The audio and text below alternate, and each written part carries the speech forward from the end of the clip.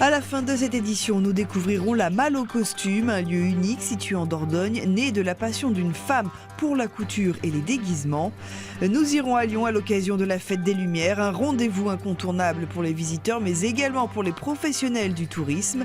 Et on débute avec un clip qui fait déjà le buzz sur internet. Avec beaucoup d'humour, les sages-femmes de la maternité de Saint-Chamond dans la Loire se sont mises en scène pour alerter sur leur situation. Leur établissement est menacé car il manque de gynécologues. Ne vous méprenez pas, ceci n'est pas le dernier film d'Alain Chabat. Ce curieux couple porte en lui les espoirs des personnels de la maternité du Gier, un établissement au top de la modernité. Nous, notre maternité de premier niveau, on est les champions de la physio, Acutabaco, Sophro et Homéo. Mais avec le départ de 3 gynécologues, le service se sent menacé. Ces sages-femmes ont donc choisi de se mettre en scène pour porter cet appel à candidater.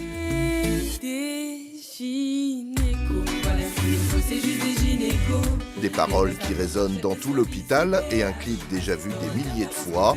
De quoi secouer un peu une direction qui n'a pas voulu nous rencontrer.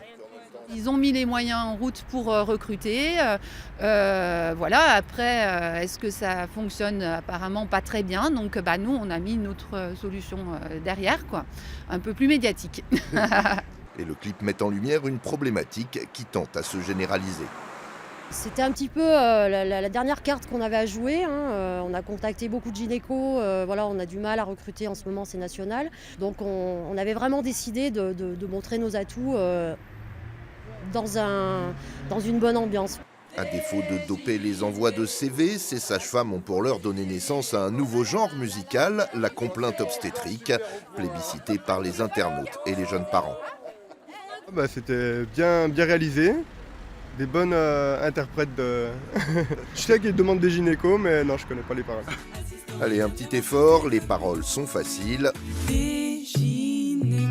Et avec leurs 800 accouchements par an, elles méritent un bel avenir à l'hôpital, bien plus qu'au music-hall. La Fête des Lumières de Lyon bat son plein et se poursuit jusqu'à dimanche. 4 jours d'illumination et de féerie qui vont attirer plus de 2 millions de visiteurs venus du monde entier. Une aubaine, bien sûr, pour les hôteliers et les restaurateurs. La Fête des Lumières, c'est un peu Noël avant l'heure pour les hôtels de Lyon.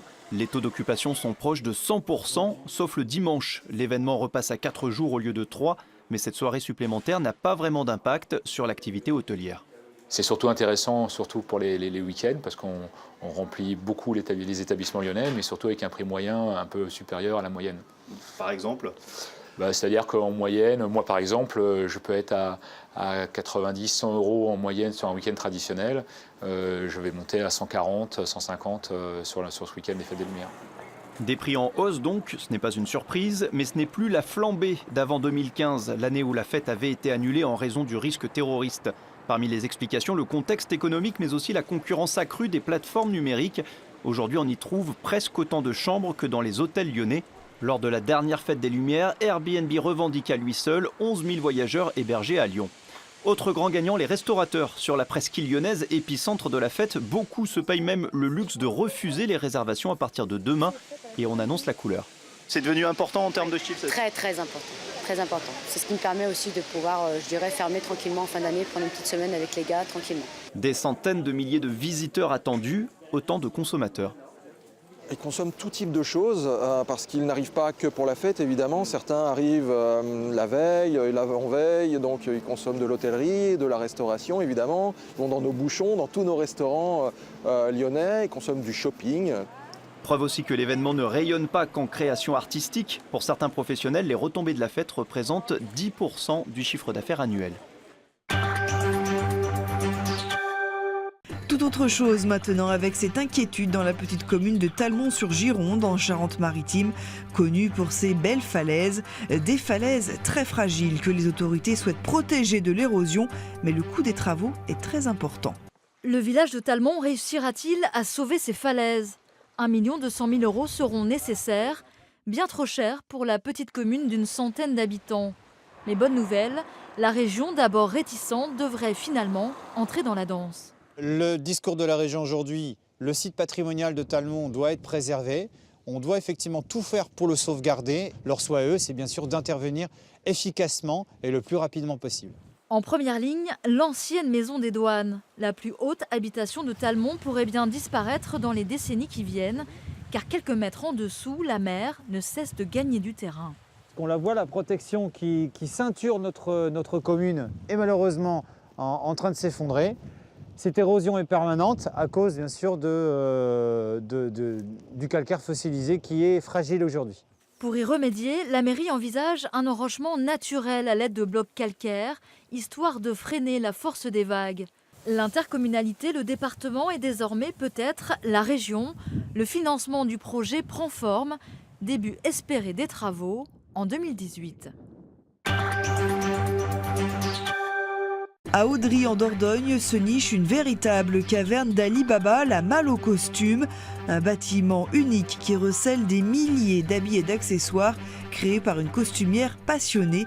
Elle envoie ses créations aux quatre coins de la France. C'est un long, très long bâtiment. Le royaume de Cathy est composé de centaines de rayonnages de costumes, d'accessoires et de chapeaux en tout genre. Et impossible de la prendre au dépourvu car Cathy a la solution souvent en quelques secondes. Et donc si je vous demande un costume de Père Noël, puisque c'est de saison? Alors, un Père Noël blanc, ça vous va? Allez. Plus de 7000 costumes de toutes les époques sont ainsi référencés. Tous les goûts, les délires de toutes les personnes que j'ai croisées depuis 26 ans. Et voilà. Depuis 2 décennies, seule, cette costumière fabrique son immense trousseau. Une manière de mettre en lumière sa passion, l'époque médiévale et la danse, enrichie depuis par d'autres univers et époques. Je fais de la couture depuis toute petite parce que ma grand-mère m'a appris à coudre et puis je fais du spectacle depuis l'âge de 9 ans. Et donc très tôt, j'ai dû faire mes costumes pour le spectacle et voilà. Et de fil en aiguille, on devient costumier.